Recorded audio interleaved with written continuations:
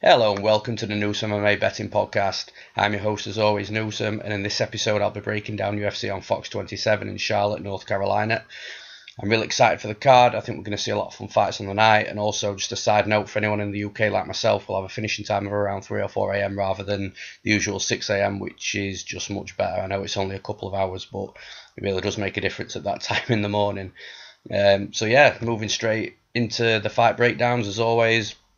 I've got all my bets together and my potential bets. I'll be breaking those down in full for you.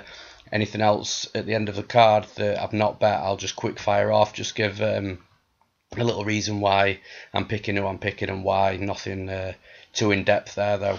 So moving straight into the first bet of the night for me.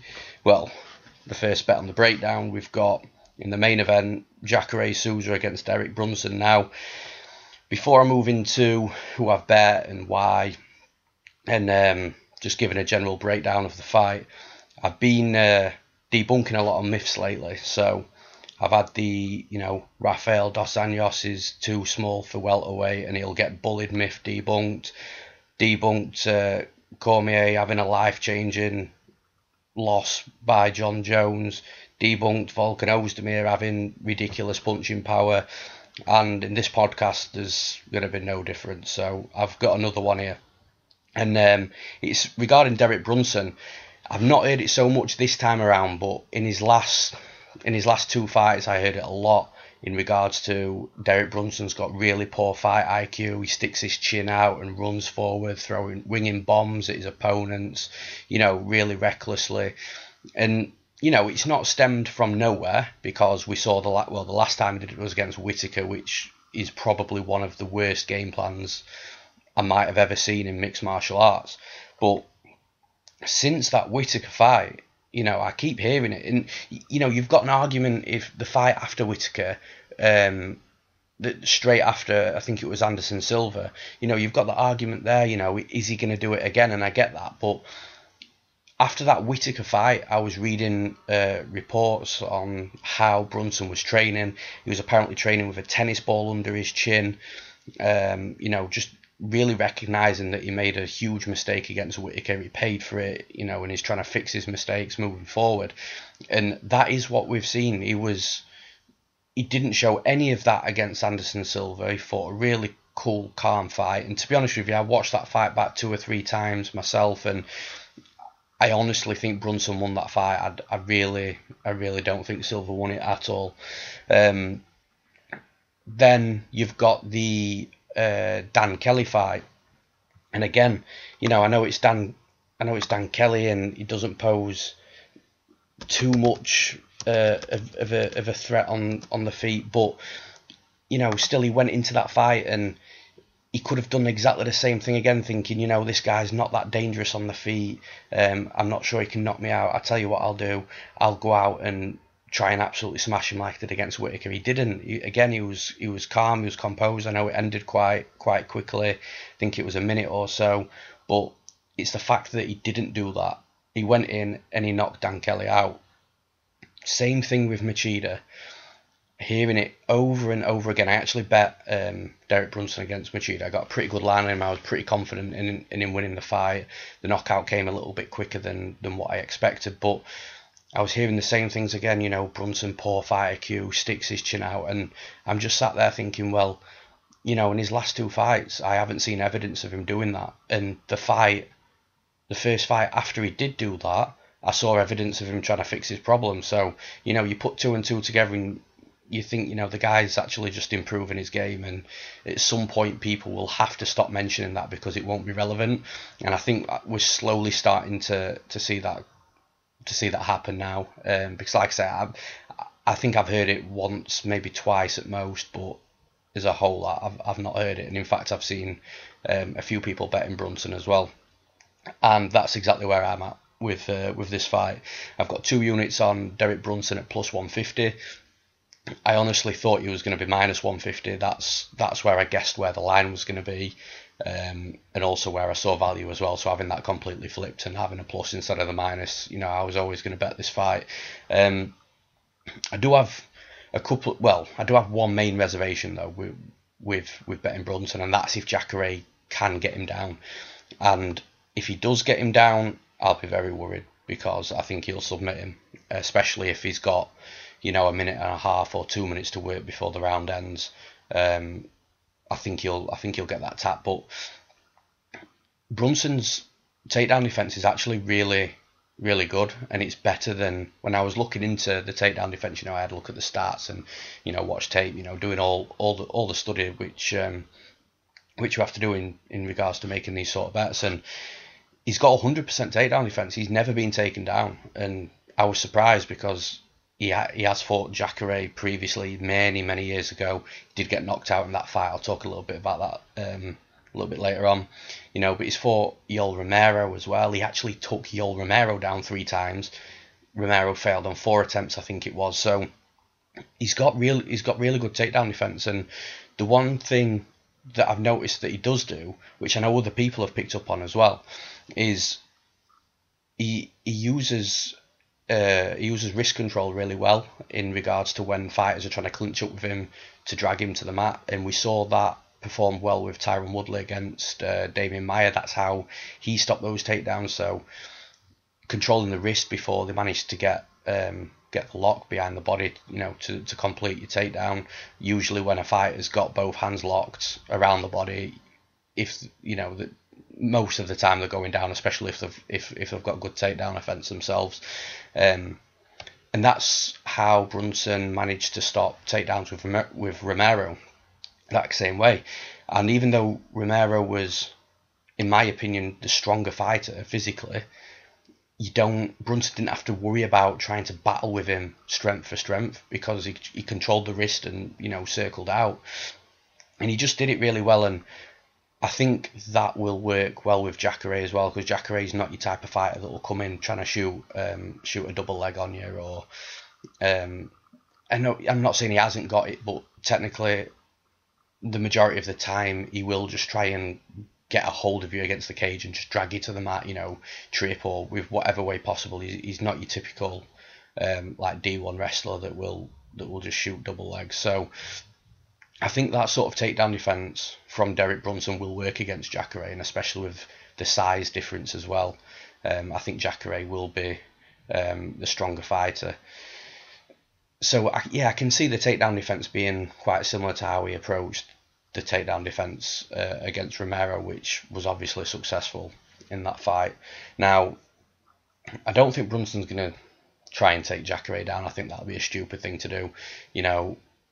How good is Jacare now off his back with submissions, even though that he's got a wrestler on top of him. I don't want to take that chance. I wouldn't like to guess. And to be honest, it wouldn't surprise me if he got submission that way either. So I do think Brunson will try and keep it standing. Like I've already mentioned, his takedown defense. I think he is the quicker fighter, the better. He's got better movement, and I think all these things together will allow him to keep the fight standing. And from there, I just think he wins. I think he knocks Jacare out. I mentioned earlier that they fought many years ago.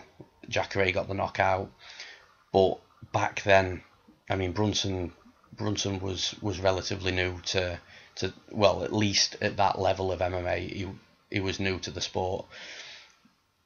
Jacare was a monster back then as well. He was, that was probably the prime of his career. So it's a lot different now, is what I'm trying to say. And I think Jacare might start to decline. He didn't look great against Whittaker. You can argue with Whittaker that he's in the prime of his career and now he's the champion. So some people might say you can't look too much into that, but it's not the fact that Whittaker beat him. It's sort of how he beat him. Jacare, when he couldn't get the takedown, you could visibly see that he was deflated, and he's sort of running out of ideas of what to do with Whittaker now. He couldn't get him down because Whittaker was just so much faster, and obviously that did end up showing when Whittaker dropped him and finished him in the second round. So I just think I don't think Jacare is the fighter he was. There's rumours about post USADA. He's looked different since USADA have come into coming to UFC. You look at his last 2 wins, Tim Bosch, Vitor Belfort. Again, they're not massive wins for him. And then on the opposite hand, you've got Brunson, and you can also argue that Brunson's last 2 wins are Lyoto Machida and Dan Kelly, and they aren't top competition, but it's how he's beaten them. He's knocked both of them out, both in the first round, both pretty quick, and I'm not sure how long this fight goes. I am also, when there's a couple of UK books that do, I say this quite a lot, that do all the totals for the over and under. So in a 5-round fight, they'll have under 4.5, 3.5, 2.5, and 1.5, and sometimes 0.5 as well. I'm going to be looking at the under 2.5 just to see what line I get. I don't think I'm going to like the line, because I think it'll be around the minus 200 mark, which is just a little too much for me. But ultimately, yeah, I think Brunson's going to keep it standing, using his takedown defence and his movement. I think we'll see a very similar fight to what happened with Whittaker. It was the Jacare and Whittaker fight. Jacare will try and get the takedowns, and once he doesn't, he'll then start to again get deflated and run out of ideas. And I think at that point Brunson's just going to crack him. And I think once that shot lands, if it doesn't drop him, I think it'll rock him. Brunson will move forward. He'll be fully aware that Jacare's hurt, and at that point we'll then see Brunson swarm. Not as reckless as what he did against Whittaker, but he'll swarm if he hasn't dropped him. And in that swarm, he will drop him. I think he'll then just, if Jacare's not knocked out by that point, he'll just be ground and pound until the referee stops in to save Jacare. So, yeah, ultimately, that's the pick. I think Brunson will get either a late first round knockout, or it'll be an early round 2 knockout. 2 units at plus 150. Great value in my eyes. So, moving on to the next breakdown, and this is a potential bet, and it's one that it's only just recently surfaced at the beginning of today, that I've started to look into it, and I'm now just watching lines just to see where it goes. And we've got Dennis Bermudez against Andre Fili, and at first I just wasn't going to touch this fight. I think Fili has looked more impressive than he is in some of his fights, and I think from Bermudez's side of things, I just, he can look good. But again, a bit like Fili, he can look good, but then he'll have these performances that are just really bad, and then ultimately he's just got a really shocking chin. Now, the chin's a really peculiar one, because I say he's got a really bad chin, and he has. He gets dropped in most fights, but he recovers really well. So that is one plus side from him, and we saw that with the Korean Zombie. The Korean Zombie dropped him. He looked completely out. He followed up with a couple of shots, again looking completely out. The ref stepped in, stopped the fight. Bermudez put, I think, his right arm around the ref's leg, which we've seen a few times over the years when fighters are out, and they've grabbed the ref thinking that it's their opponent and the fight's still on. But then, as soon as he grabbed the ref's leg, he realised instantly, moved his arm away, he stood up and looked really disappointed, like he knew what had happened, but also like it didn't happen. His recovering game is very, very good. So if you drop him and don't finish him, he'll be up within a few seconds, and he'll be back to normal. And yeah, it's just a really weird one, but ultimately the potential bet is going to be on Andre Fili. I can currently get plus 140, which is higher than most of the lines in the US books, and most of the UK lines as well, which is around plus 125, plus 130. So I don't know whether I'm being greedy at the minute. I would prefer plus 150, but we'll see how it plays out. It don't make a massive difference in regards to profit between 140 and 150, so I might end up playing the 140. But the reasons behind Fili have to be the right reasons for me, and the only reason I say that is because I've been burnt twice in the past by betting against D1 wrestlers or Russian wrestlers, and in fact it was one Russian, one D1 wrestler that I've been burnt by, and I swore I wouldn't let it happen a third time because, again, say every podcast, everyone knows that I love wrestlers and Russian. I love that side of the game because they're really good to bet on and they're really good money trains. But I don't know. I just see. I know Bermudez is a D1 wrestler, but I just see something maybe not as good in him as I would see in like Colby Covington, for example. And I just don't think that he is as good as a lot of other wrestlers.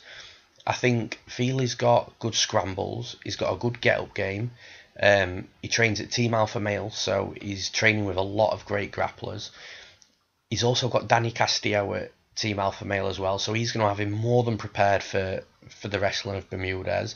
Then he's got Darren, and he's training with Darren Elkins, who's just beaten Bermudez. He's training with Clay Guida, who did lose to Bermudez, but still fought him, still got that experience. And I thought, I need to watch tape on this, so I looked at Fili's record to see what was relevant, and I saw the Hakran Diaz fight, and I saw Hakran Diaz got 4 takedowns on him, and I thought, this is going to be perfect tape to watch. Yes, Hakran Diaz isn't a D1 wrestler, but he's a fighter that has a lot of takedowns and a lot of fights, and he's really heavy on top control. He's big for the division, so I just thought it'll be a good gauge to see where Fili is. And that's exactly what it was for me. Hakran Diaz did try to take him down more times than he did, so Fili was defending the takedowns. When Hakran Diaz did get Fili down, twice I remember he got him down and Fili swept, so he was on top, which is again impressive against, a Brazilian who's a Brazilian Jiu-Jitsu black belt. So I'm looking at Fili and I'm thinking, if Bermudez does take him down, am I going to be that worried? Also, you add into the new rules as well. If Fili does get taken down a couple of times and springs back up to his feet, or if he does sweep, with the new rules, that's not going to score massively for Bermudez. With the old rules, the wrestlers just keep dumping, their opponent get up, dumping up, and even though they're not doing anything in regards to passing guard or transitioning or ground and pound or submission attempts, they'd still be scoring quite highly. The takedown was scored ridiculously highly with the old rules. So with the new rules, if it's sanctioned, which I believe it will be, I don't know if Bermudez does get the takedowns, how highly he actually scores, because I just think Fili will either scramble, stand up, or sweep. He's got a few options, and he's quite good at all three. You don't really see many sweeps nowadays either in MMA. Normally you just see a quick get up game or a good scramble. But Fili was sweeping when Diaz was in half guard and side control. So that level of jiu-jitsu against someone like Hakran Diaz is quite a high level. And so then now I've thought of the ground game. That was my worry with the wrestler. Now, how is Fili going to beat Dennis Bermudez? So you look to the stand up, and Fili's got a huge height advantage. He's got a huge reach advantage. He's not the best at using his reach. Sometimes he closes the distance to land shots. Sometimes if he is fighting a real heavy pressure fighter like Calvin Kattar in his last fight. Sorry, it wasn't his last fight, but when he fought Calvin Kattar, Kattar was closing the distance really well. Fili didn't really manage that well at all, to be honest. But we've seen how good Kattar is with the knockout of Burgos last weekend. So again, that's not, at the time people were like, oh, this debutant's just beaten Andre Fili. Fili can't be that good, but that debutant's just knocked out Shane Burgos, who everyone was high on, including myself. So he has got good stand up, and he comes in at different angles. He mixes in kicks, he mixes in knees, he mixes in straights down the pipe. He's got a variety of striking arsenal that he uses. And I think this might just spook Bermudez on the feet, and I can actually see Fili dropping him and finishing him. And Fili also, by the way, dropped Jacare Diaz, and I've got no idea for the life of me how Jacare Diaz managed to stay in that, because he dropped him, he swarmed him, and he was literally smashing the fuck out of him, and Jacare Diaz just would not go out whatsoever. With Bermudez, his chin won't have that toughness. Yes, he recovers well, but he recovers well once you've stopped, once that swarm's calmed down a bit.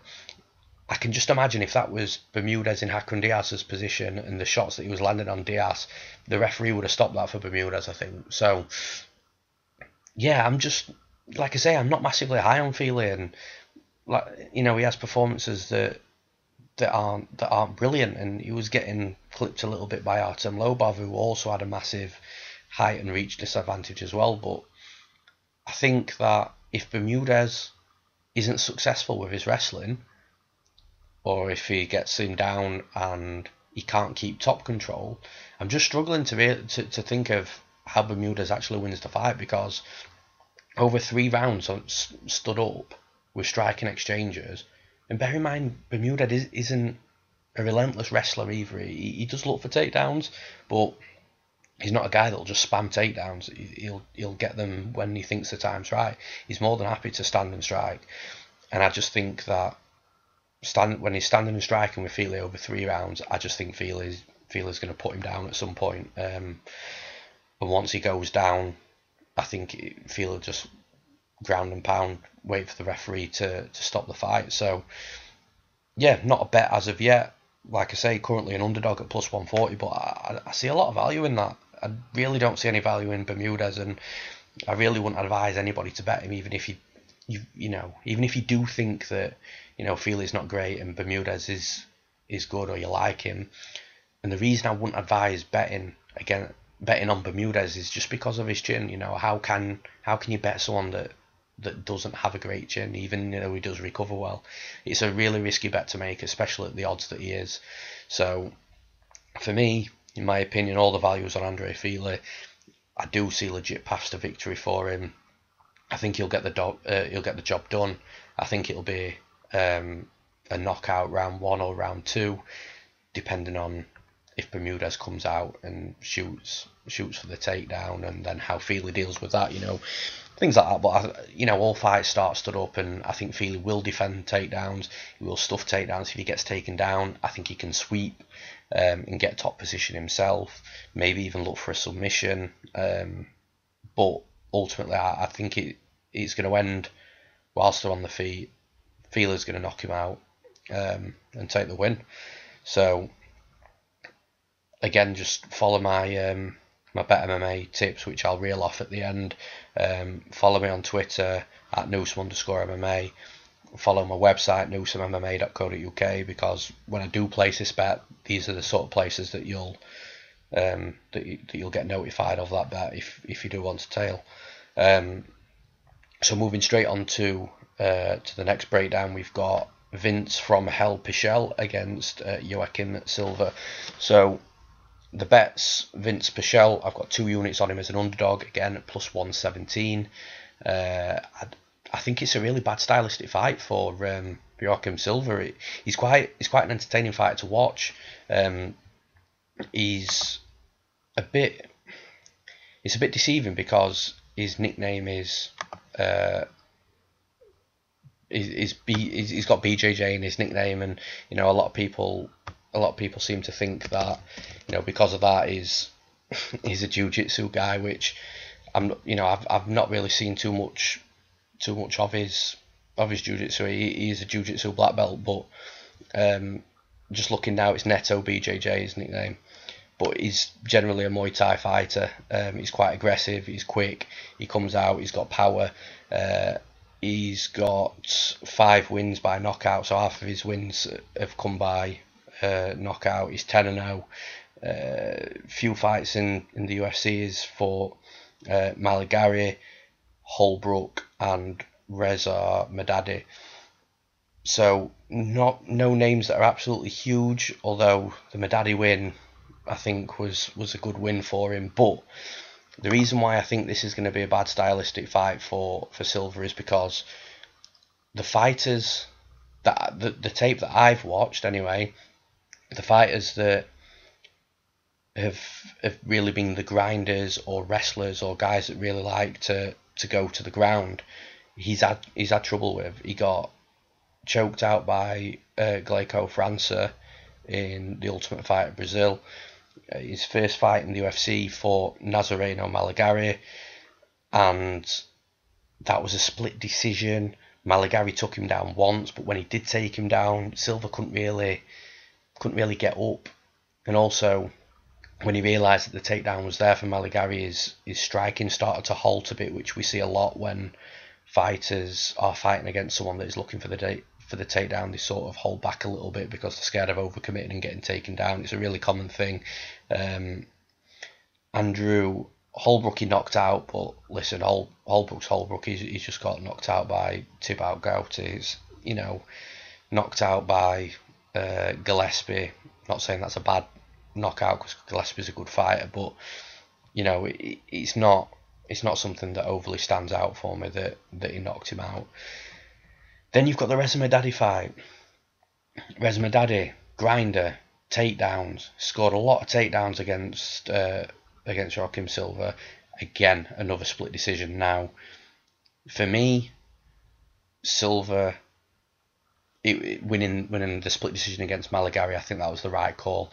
Now against Medadi, I'm not sure. I was literally watching that, and I think I bet Medadi on that night, and I was watching that fight, and I was literally waiting for the judges, thinking, I don't know, it could go either way. It's not a robbery by any stretch of the imagination, but the point is, Reza Medadi, who's probably coming to the end of his career, who is looking old, he's been through the wars, still being able to put on a performance like that and take Silva down and grinding and really make him work when Silva's the young, hungry fighter who's also a Brazilian Jiu-Jitsu black belt as well.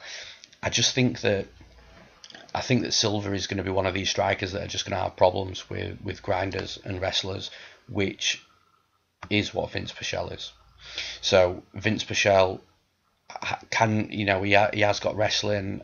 He uses takedowns quite a lot in the fights that he does tend to take fighters down. He's scoring 4, 5, 6 takedowns in that fight, which usually wins you a fight on the judges' scorecards if it gets there. And that's what we're seeing. That's what we're seeing from Vinc Pichel. I think Pichel has got hands as well. He's just knocked out Damian Brown.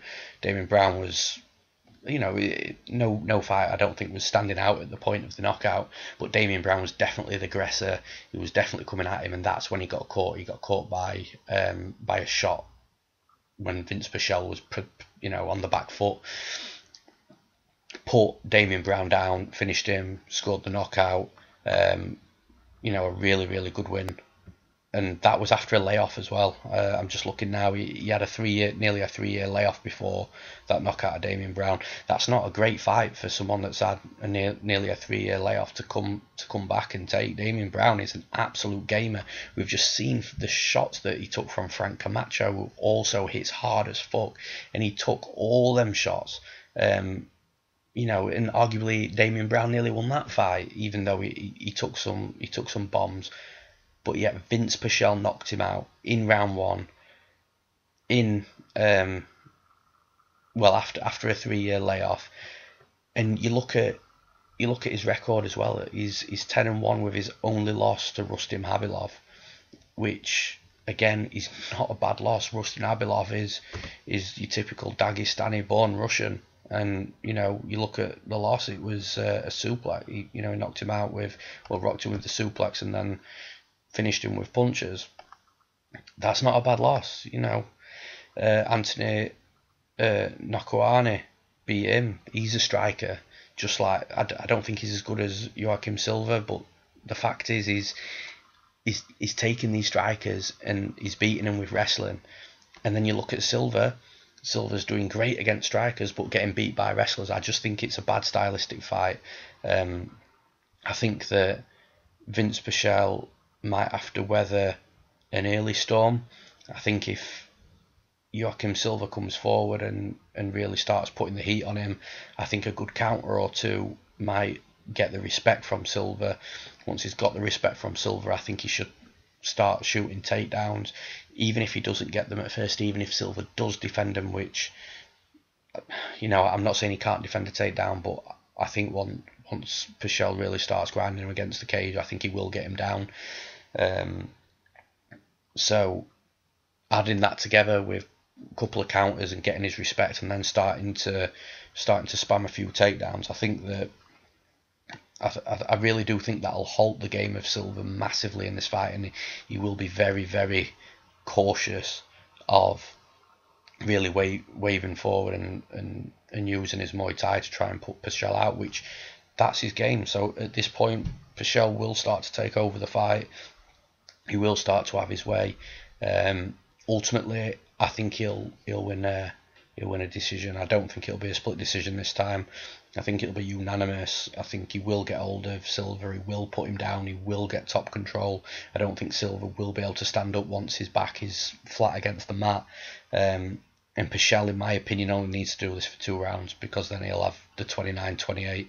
He's just got to stay out the way of a flurry from Silva. But then, like I say, if he's scoring takedowns and he's hitting him with a couple of power shots himself, and he's really going to halt the game of Silva, and at that point that knockout threat is going to be really, really marginally small. So yeah, I think Pichel's actually gone into minus money now.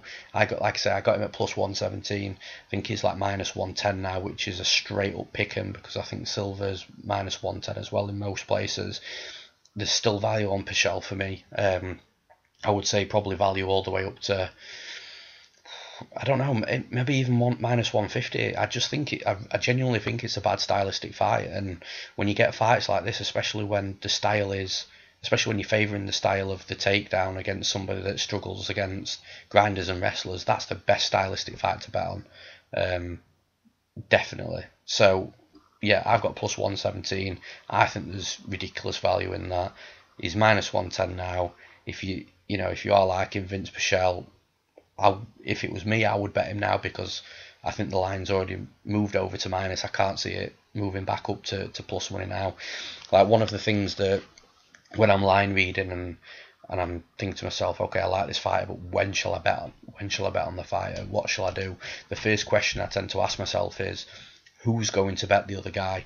Now, I assume that everybody, or most people that, most cappers that make these bets, I don't believe any of them don't watch tape.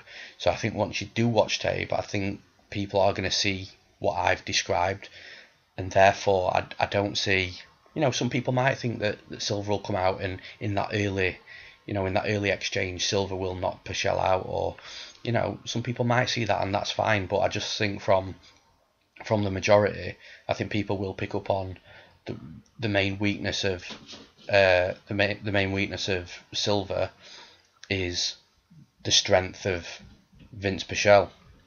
So I think people will pick up on that, and I'm not sure if people will bet Silva. So I think the line is only going to go one way for Pichel. So if you do like him, my advice probably would be to bet it now while it's still at a pick 'em line, because come fight night, I don't think it will be.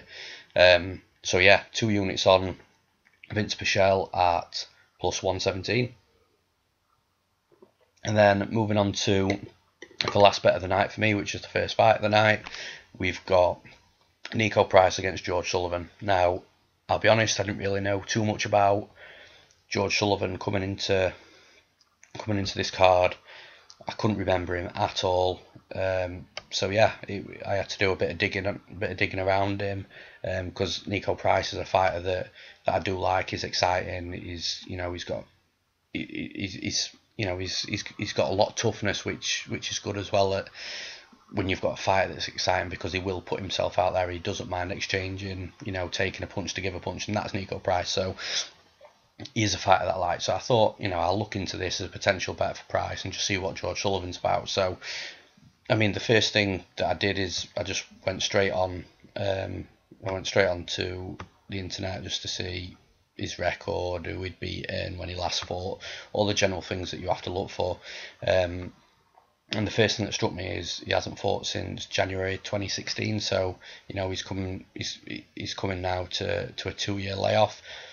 Always that's always a red flag. So having a look why, and it just turns out that he got scheduled to fight Hector Urbina in the summer of 2016. He was pulled from that by a potential violation with USADA. Then he must have, I don't know, I'm guessing he got some sort of suspension or something, because then he got scheduled to fight in February 2017 against Randy Brown. Now I think this one was USADA again, but I think he came forward and sort of gave himself up. A very weird scenario. I don't know whether that will reduce any potential suspension or whatever, I'm not sure, but he basically got pulled from that fight as well.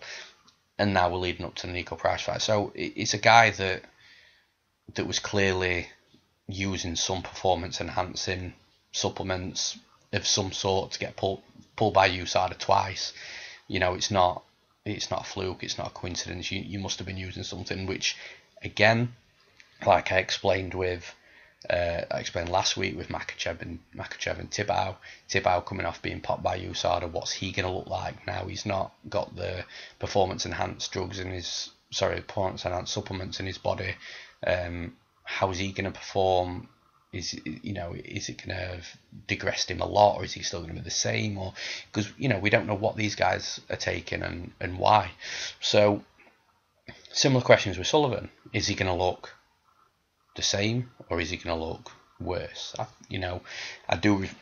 sort of refuse to believe that these guys are going to be better than what they've looked previously, coming off the performance enhanced supplements for obvious reasons. So I started the tape. I run the tape back. The first fight that I watched was his last fight against Alexander Yakovlev, where he got knocked out in round 1. Yakovlev for me isn't a great fighter. He never looked like massively dangerous in the UFC.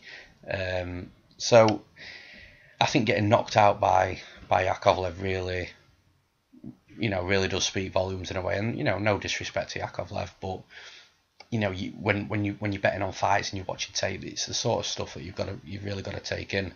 The next fight, Dominic Waters. Beat Dominic Waters by decision. Now, Dominic Waters was never a great fighter either. Again, no disrespect, but that's my opinion. Now, Waters started off strong in that fight, but he gassed massive. Like he really, really gassed so hard in round 1. Sullivan was scoring takedowns on him. Sullivan was hitting him with ground and pound.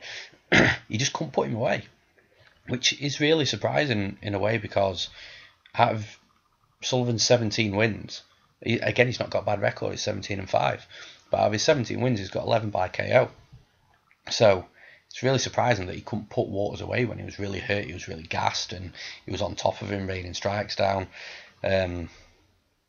So yeah, it was strange. And at this point, I'm just thinking, how good is George Sullivan? He's decisioning he's getting a decision win against Dominic Waters that is absolutely fully dominating the fight early on, and lets Waters back in totally when he could have had him out potentially in round 1 or early round 2. He's getting knocked out by Alexander Yakovlev. The next fight I watched was Tim Means. Tim Means submitted him in the 3rd round after completely dominating the fight. I don't put too much into that fight because Tim Means is a good fighter, so you can't really say George Sullivan is bad because he got beat by Tim Means, but Tim Means was just destroying him, picking him apart. And so at this point, his record's not looking the tape is not looking great with the people that have beaten him, and even how he's winning fights. So I'm starting to think George Sullivan probably isn't that good.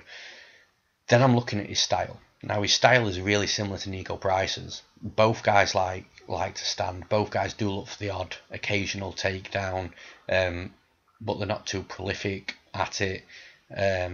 both guys are pretty tough. For all I've said about George Sullivan, he is quite tough. They're both mixing kicks as well with the strikes. They don't just use the hands. They don't just go out straight for the kill. But the difference is, even though they've both got the same style, for me the difference is Niko Price is just head and shoulders above George Sullivan in regards to his skill and the tools that he offers in the fight. So when I was looking at Sullivan, even though he's got a similar style to Price, he doesn't really string much together. Yes, he uses kicks, great. He's not just using punches. That adds a different dynamic to his stand-up game. But he doesn't kick to start a combination or throw a combination in with a kick. He doesn't string really anything together. It's just one shot or two shot at a time at most. And I think to beat someone like Niko Price, you're really going to have to put combinations together. And we saw that with Vicente Luque. Luque, he was using his, he did end up eating Price's leg up with leg kicks really badly. But he was stringing combinations together. He was hitting him with all kinds of stuff from different angles. And I think that's the way you beat Niko Price. And even though Niko Price lost that fight against Vicente Luque, which, is no shame, Vicente Luque is a good fighter, technically standing up and on the ground, which he ended up finishing him with an anaconda choke, I think it was. So it's no shame to lose against Luque, but even though he lost that fight, he was still finding openings. To say he was getting picked apart, he was still getting his... he was still giving himself a chance to win the fight. He was using his jab really well. His jab really started to eat Luque up a bit, and like I say, finding openings in counters and stuff like that. And you just look at that fight, and you can just instantly tell if that was against a lesser opponent than Vicente Luque, he would have beaten that fighter. And that's exactly what George Sullivan is. He's not just a lesser opponent, he's a much lesser opponent. He's a fighter that isn't stringing things together. He's a fighter that really doesn't look that great. He's a fighter with not great cardio. What's his cardio going to be like if this goes into the third round against Price, that's put a lot of pressure on him straight from the start of the fight? He is eventually gonna, if he's not controlling that fight at the start, he will end up taking over once Sullivan gasses. Then you add all this together, what I've just said about George Sullivan, and the fact that he's had a 2-year layoff and being popped by USADA twice, I just think this guy is going to look really horrible on the night. And that is not... Niko Price is not the type of fighter that you want to fight against when you're looking that horrible that I predict he's going to look. Price is going to swarm him. I think the first round... I think Price might play it quite smart here, because I think Price could go out and knock him out in round 1. But at that point, Sullivan is going to be swinging. Sullivan is going to have a gas tank, and Sullivan is going to have power. So I think Price is going to play it quite smart. I think he's going to pick him apart. I think he's going to pop his jab out like he did against Luque. I think he's going to find openings. He might even let Sullivan come forward a little bit more than what he might do in the later rounds, just so Sullivan can, he can empty a bit of Sullivan's gas tank. I'm not going to sit here and say that he's going to eat shots. Just, take that chance to eat shots just so he gasses out. He'll make it. He'll still be competitive. He'll still be trying to win the fight. But I could just see Price playing it a little bit smart here and just stepping back just very slightly, just so Sullivan does use some of his energy in that first round, and in the second round he can be a lot more dominant. And I think that's where he's going to get the knockout.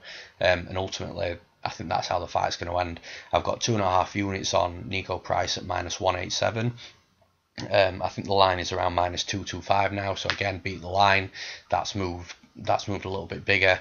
I do see value up to about -250 here.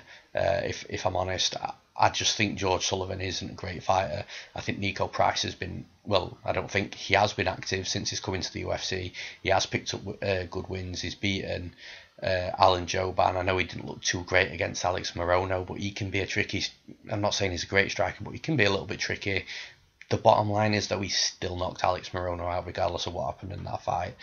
He came out in his debut, he beat Brandon Thatch. He was fighting a striker in Brandon Thatch, dropped straight down, took him down, submitted him. That shows good fight IQ.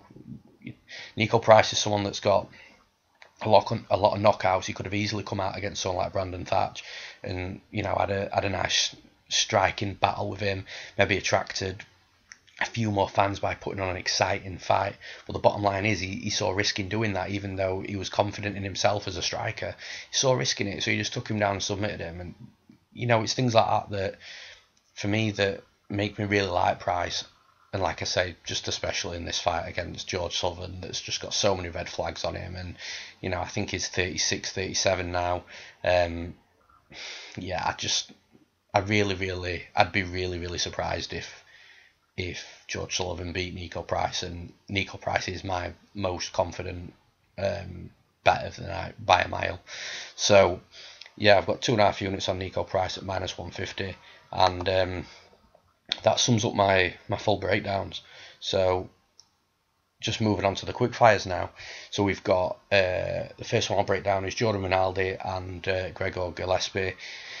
Gillespie's a really, really, really good fighter. A wrestler with mixture with knockouts and submissions. Really dominates fights. He's someone that's really good on the eye, really good to watch. And in fact, I was tempted to bet this fight, not Gregor outright, because the chalk on him is ridiculous. I think he's like -500, -550. I'm never going to bet a fighter at those odds. And I wouldn't recommend anybody to do that either. But I was going to bet the fight not to go the distance, which is +110 at Bet365 in England, which for plus money is quite an attractive bet. And if you are looking at some props or just looking at some bets just to fling out there that have got a good chance of cashing, I think that's one of them. But ultimately, I just didn't. I don't know. I couldn't put my finger on why I've decided not to bet it. But ultimately, that is what I've gone with.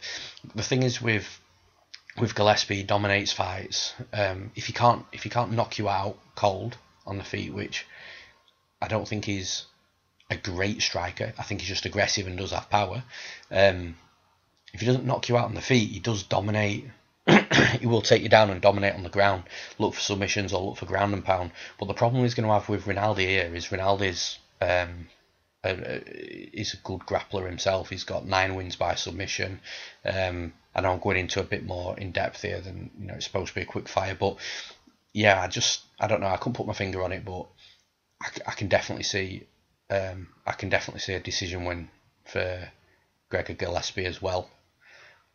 I don't see Rinaldi finishing him. So ultimately, my pick is going to be Gillespie. I think he does get the knockout. I don't think he'll submit him. I think Rinaldi's grappling and jiu-jitsu is too good, but I think he will knock him out on the feet.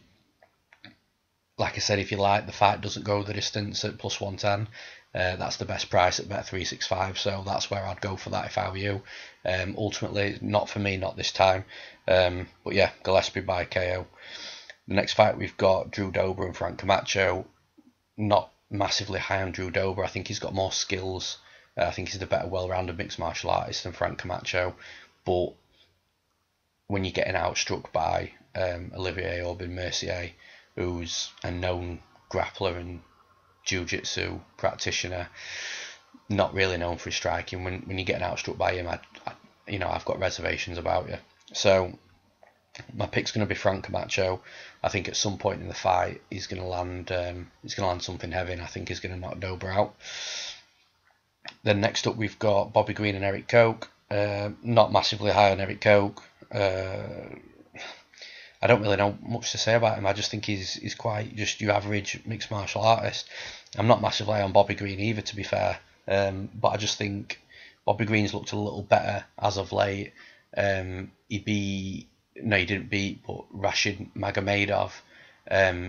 It was a close fight with him. I think that was a split decision, and that was a fight that he kept standing as well, which you would definitely favour Rashid all day long. But he put up a really good fight. Then he fought Lando Venata. That was a great war as well. He got dropped in that, but then came back into the fight. So I just think form and level of competition, I'm going with Bobby Green to win this fight by decision. Next up, we've got Mirsad Bektic against Godofredo Pepey. This I was also potentially thinking about betting this as well. Again, similar to Gillespie, not the outright. Bektic even more chalk on him. I think he's like minus 600, something daft like that. So again, never going to touch that in regards to a bet. But I was the total set at 1.5 rounds. So I was thinking about playing the over 1.5 because Bektic likes his wrestling, but Pepey's got really good jiu-jitsu. So always loves to get the fight to the mat. That's where he wants to be. So I'm thinking, well, is Bektic actually going to take Pepey down, knowing that, you know, he's got a good jiu-jitsu? Is Pepey going to be shooting takedowns, knowing Bektic doesn't want to go to the ground, and that'll waste time on the clock? Then I'm thinking, you know, if Bektic is having the upper hand on the feet, but doesn't want to go to the ground, I'm not sure if he knocks Pepey out standing. So again, that could waste time on the clock. This could be a decision. But then when I actually tape the fight, Pepey's got 2 losses by knockout, and both losses have come with him on his back and getting pounded out, and that is what Bektic does. Like, if you look at Bektic against Darren Elkins, like, if that was anybody else other than Darren Elkins, he would have won that fight. Well, A, he would have won the fight, and B, probably would have been the first round. He was absolutely smashing Darren Elkins.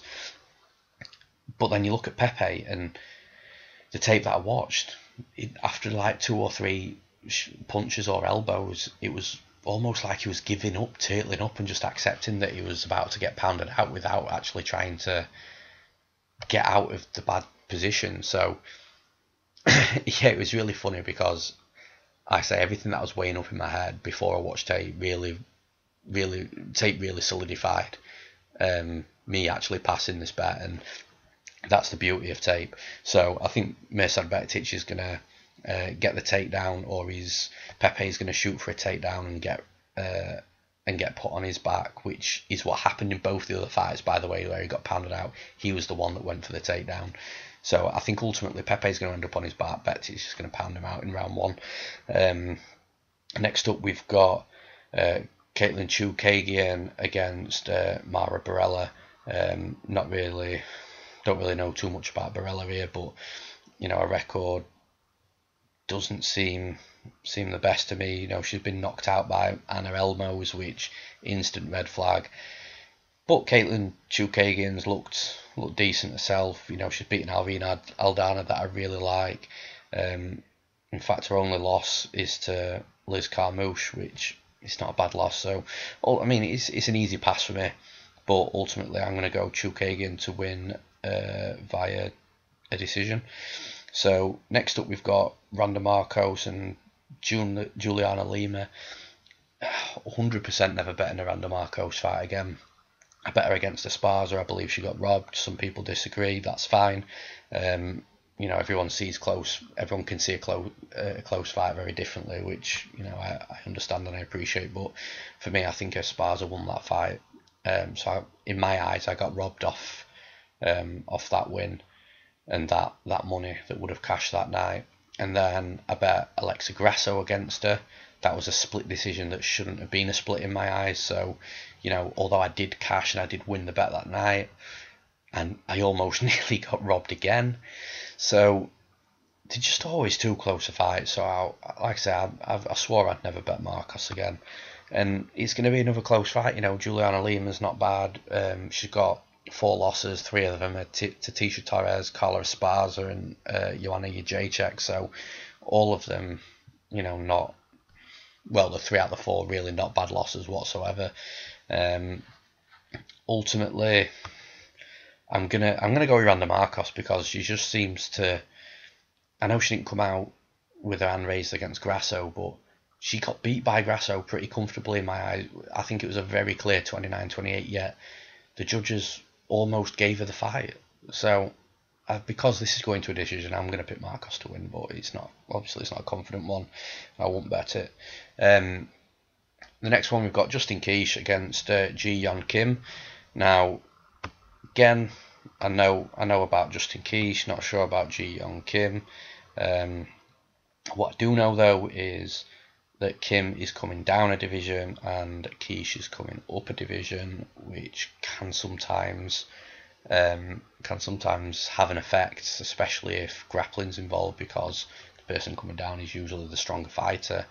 But then I look at records, and Kim's only lost once, but it was to Lucy Pudilova, who in my opinion isn't a great fighter. Justine Koch, she lost the last fight against Erik.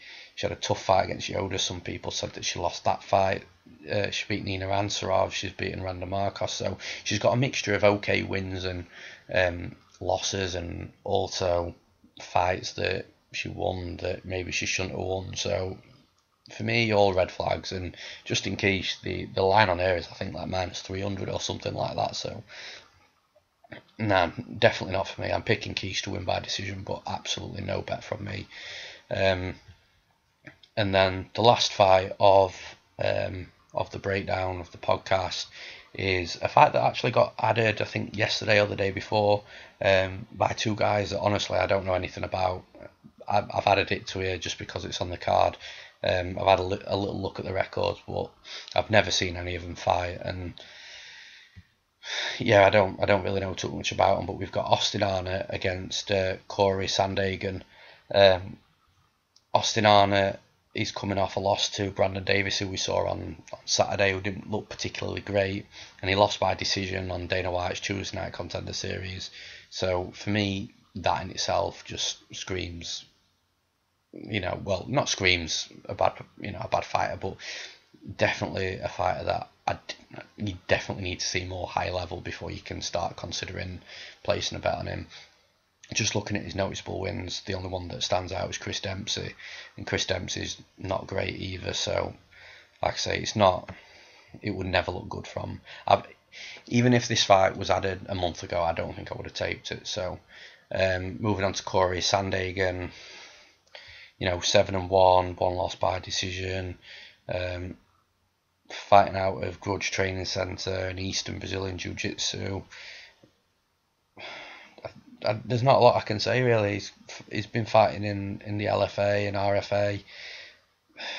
The guy he lost to, I've never really heard of either.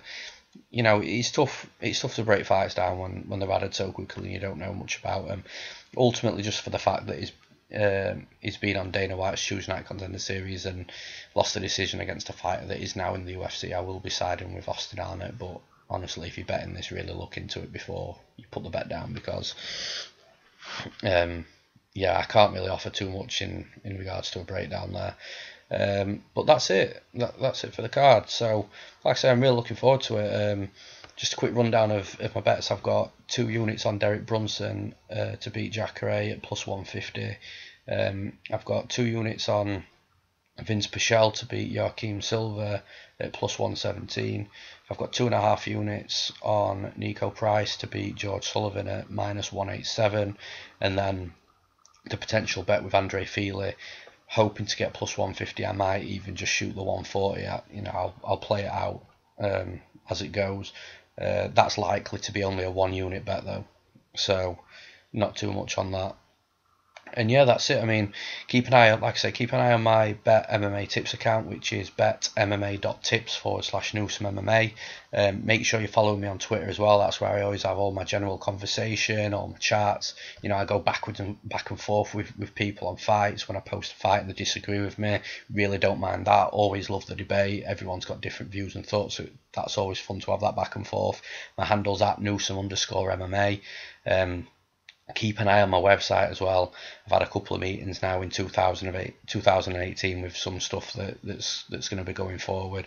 Really excited for what the year's going to bring. Got some cool stuff added there. We've also just added a featured section where we've got content coming from Amanda Jacobs from Australia, and also Stuart B, the MMA trader, who was on the podcast last week. So they're adding content onto that featured section. Really good stuff being put out. People are really enjoying reading it. So do check out my website. There's a little bit of something for everybody on there. And as for my YouTube channel, yeah, like I say, I'm getting a nice amount of definitely an improved amount of views on my videos each week. More comments, more subscribers, more likes. I really do appreciate it. So I do thank everybody that takes the time out to listen to what I've got to say. And with that said, enjoy the fights on on Saturday night, and we'll see you back next week. Thank you.